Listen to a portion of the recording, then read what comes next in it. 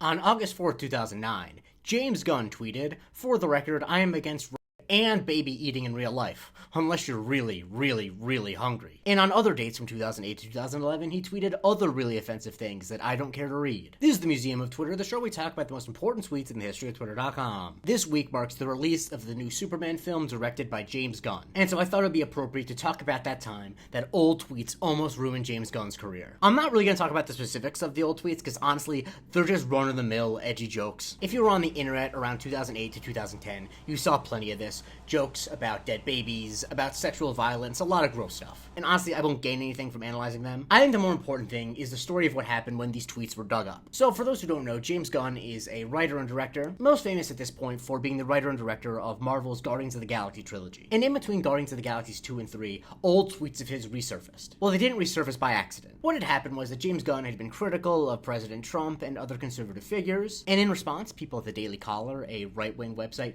dug up these old tweets as evidence against him, calling for Disney to fire him. And what happened was Disney did fire him. He was supposed to do Guardians of the Galaxy Volume 3, and then he got fired. Now, obviously, there was a question of if he should have been fired. I agree that these tweets are extremely offensive, and I absolutely do not begrudge anyone who thinks that they're a bridge too far. But I do also know what the internet was like in 2009 and 2010. Not that I'm making any excuses for him, but I think it's really easy to act like this type of joke wasn't really common on the internet. And so where I come down on it is that this is definitely a thing that he needs to apologize for, a thing that he needs to have a conversation about, maybe a thing he gets fired for if he's not willing to take responsibility. But also, I think it's irresponsible to pretend like these tweets resurfaced out of nowhere. James Gunn was not the only person who was critical of Republicans who had this sort of thing happen to them. Creator of Community and Rick and Morty, Dan Harmon, had an old sketch resurface because he was critical of Trump. And the sketch, which I can't describe, is extremely offensive, and he did have to apologize for it. But the reason it resurfaced is because the people who resurfaced it wanted him to have his career ruined. And I just don't think that it's responsible to take that context away. But one of the main reasons I want to highlight this is because I think that this is a perfect example of why cancel culture is not really real. And the only people who stay canceled are people who do actually heinous things,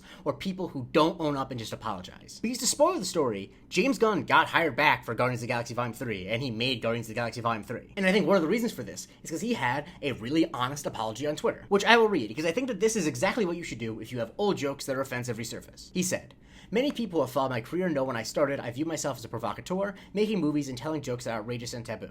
As I've discussed publicly many times, as I developed as a person, so has my work and my humor. It's not to say I'm better, but I'm very, very different than I was a few years ago.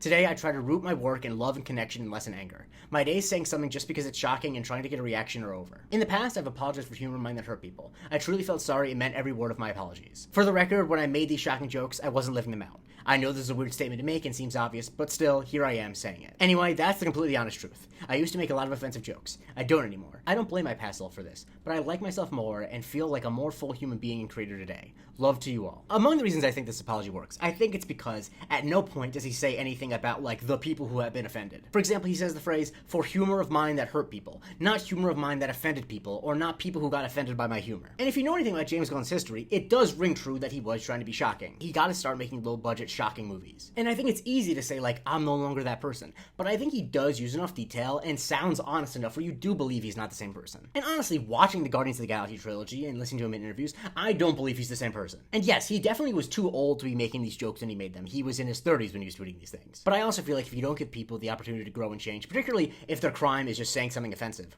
I think you're kind of defeating the purpose of calling out something offensive to begin with. Like I said, he got hired back, I think in part because of the apology, and also because the entire cast of Guardians of the Galaxy stood behind him. They wrote a long statement and all signed it, and I think it was pretty clear that they were not interested in making a third Guardians movie if James Gunn was not behind the camera. But above all else, I think these tweets are important because they led to James Gunn directing the new Superman movie and being the head of the entire DC universe at Warner Brothers. Why? Because in the interim, when he got fired from Guardians of the Galaxy Volume 2, he went over to DC and came on to write and direct 2021's The Suicide Squad. And while he did after that come back to Marvel to do Guardians of the Galaxy Volume 3, that relationship led to him being the head of DC Studios. So in a way, well, not even in a way, literally, him having old tweets that got him fired led to him basically having a better job. If these tweets had not resurfaced, I don't think he would be the head of DC Studios right now. Hollywood doesn't make a lot of sense. But honestly, I'm really glad with the way this worked out. I'm a huge fan of James Gunn's superhero movies. I'm seeing Superman tomorrow. I'm really excited about it. And so while I don't think the takeaway here is to tweet offensive things because eventually they will lead to career success, I do think it really is important to note that if you are honest and take responsibility for the things you say, things probably will work out for you better. Because there definitely are people who, if this happened to them, would retreat and get defensive and complain about how Disney's silencing them, yada yada. And that might lead to some right-wing outlets being like, yeah, you tell those big corporations. But ultimately, it doesn't lead to long-term success, and it doesn't lead to your soul being healed. Just as Gina Carano, we all should be striving to be better people today than we were yesterday, and I think an integral part of that is recognizing the ways that we were flawed yesterday. There are definitely things that I have said on the internet that I regret and I no longer stand by. I've deleted a lot of old tweets, but if you stumble on one of my old tweets that's offensive and you want to call me out for it, you're probably right to. But that doesn't scare me or make me worried about being canceled, because I know that I'm not that same person, and I know I'm being honest when I say I apologize and really feel bad if I hurt anyone. And I don't know, maybe I'm being too sympathetic because I like his movies, but I feel like you really can tell the difference when someone is being honest about that and when they're not. Follow me for a new tweet every day, and please consider subscribing to my Patreon, patreon.com/Museum of Twitter, where you get to vote when I cover on Subscriber Sundays, and you get a weekly bonus episode called the Museum of Not Twitter.